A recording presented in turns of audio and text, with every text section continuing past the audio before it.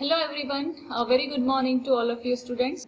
This is Assistant Professor Ishani Trivedi from LG Institute of Engineering and Technology, continuing today with the session regarding the next type of construction equipment.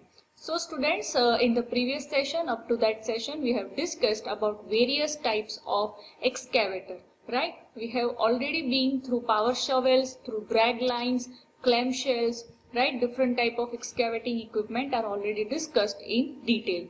Now students, today we are going to move forward with the other type of construction equipment, right?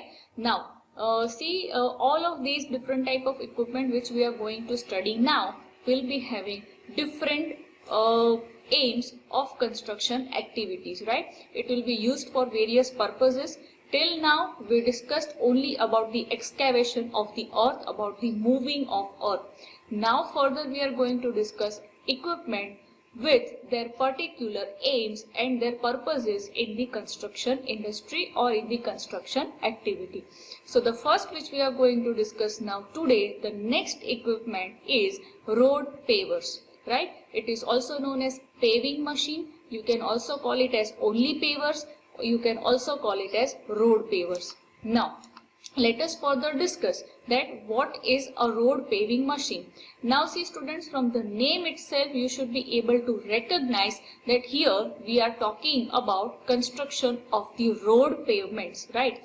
The name pavement, right? Highway pavement. You are familiar with these two words. You know what is a highway pavement.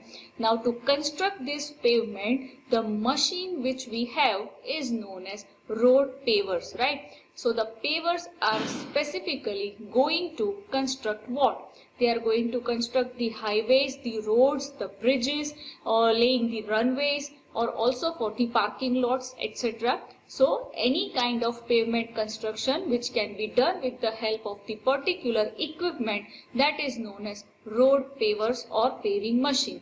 Now we can have asphalt pavers and we can have concrete pavers, right? We have two different types, out of which the asphalt pavers are the most important for us, because whenever you would be seeing around you, whenever road construction work is taking place, have you seen this type of image ever?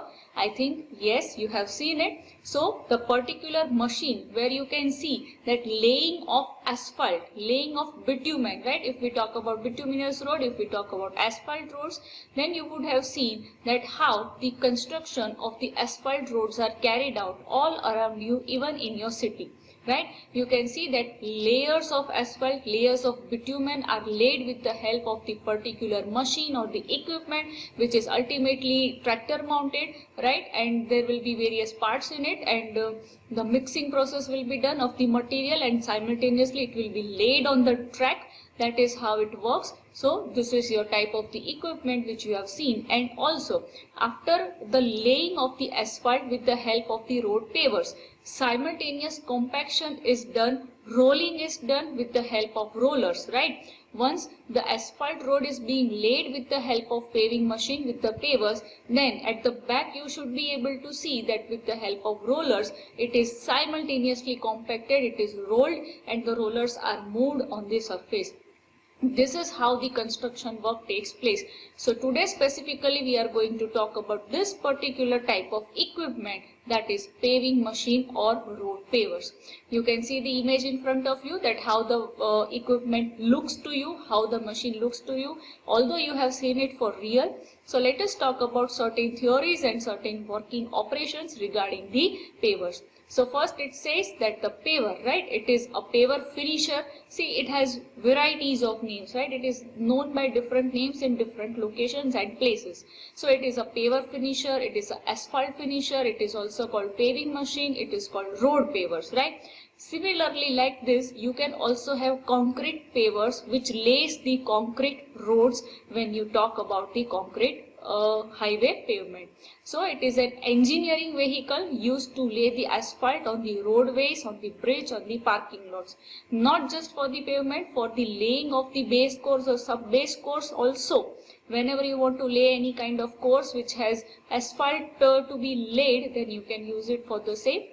So these are the specific purposes of the pavers, right? So it is how it works. So it is fed by a dump truck, meaning you will be having a hopper inside this paver machine, right, where the material will be fed. What material will be fed? It will be the asphalt.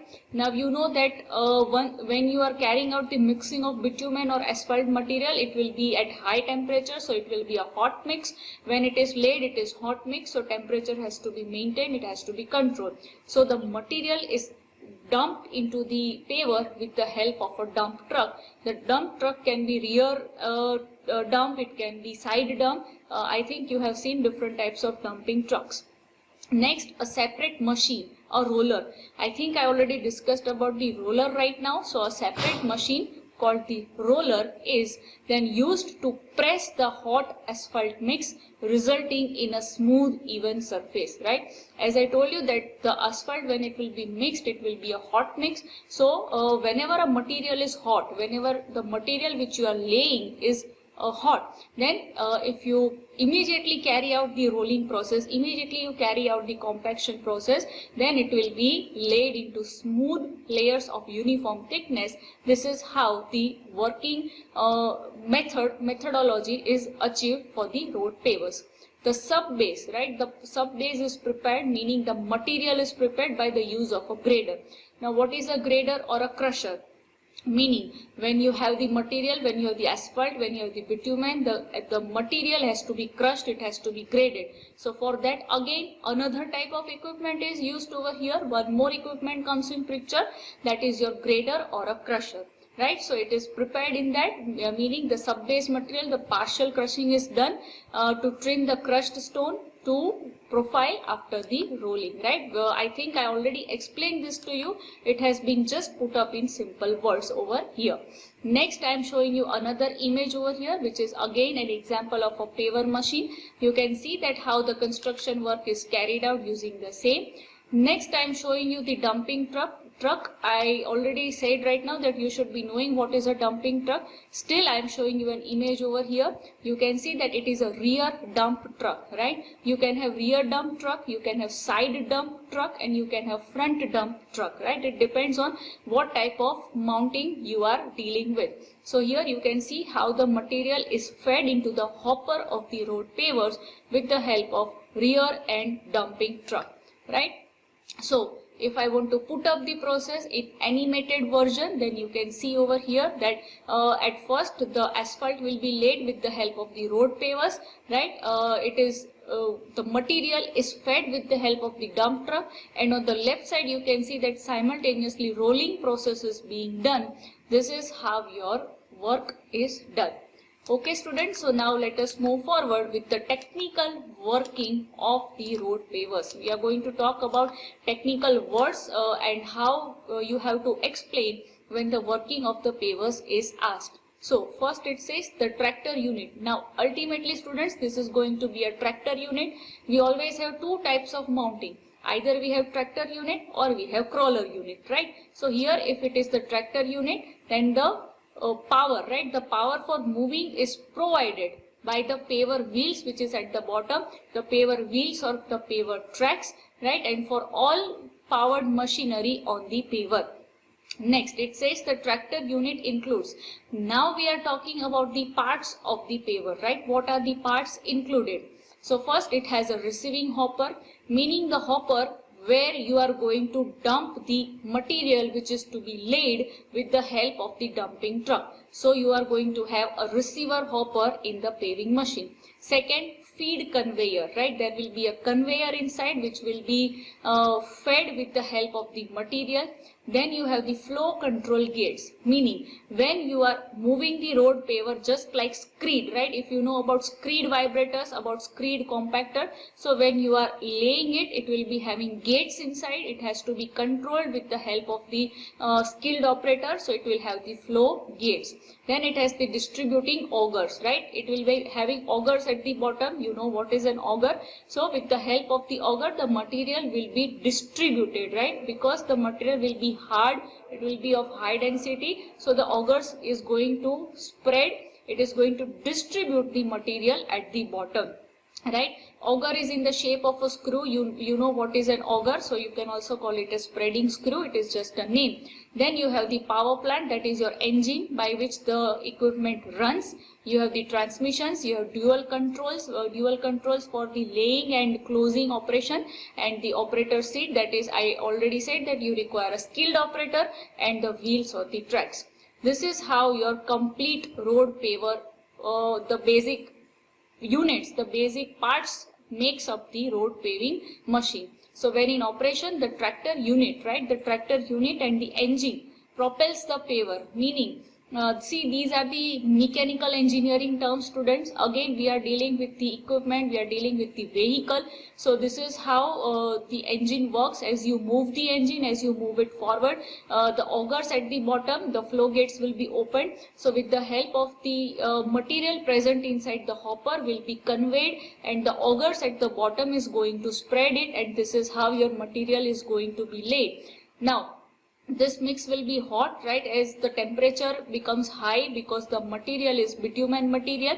So that hot mix is deposited in the hopper, from where it is carried by feed conveyor. This is the internal working of a road paver, and the augers are going to distribute the mix evenly, and simultaneously rollers will be moved at the back side.